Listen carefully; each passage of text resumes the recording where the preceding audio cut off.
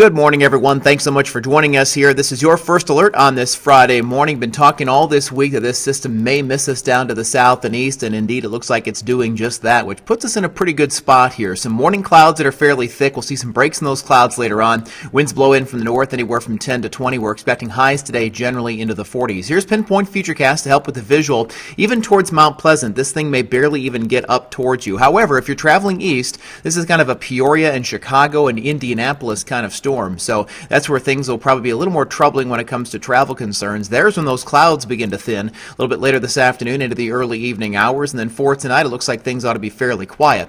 Into tomorrow morning, clouds begin to build once again, and there might be a sprinkle around the midday hours. Otherwise, this is a very weak system that comes and goes tomorrow. It's generally just an increase in clouds and a decrease in clouds tomorrow night before the clouds build right back up again going into our Sunday. That's with a totally separate system that arrives from the west, but we should be able to warm it up to around 50 for a high temperature there on your Sunday. So the weekend outlook still looks good. Mostly cloudy, maybe a sprinkle tomorrow. Most spots won't see anything. Temps into the mid-40s. Pretty much everywhere we're expecting highs in the 40s tomorrow. And then a slightly warmer day on Sunday as clouds build again. Look for a rain chance there by the time we get to the evening and overnight hours. That'll last into our Monday. Temperatures spike up around 50 degrees both of those days. Northwest winds will kick in on Monday, though, so that'll be another windy weather day.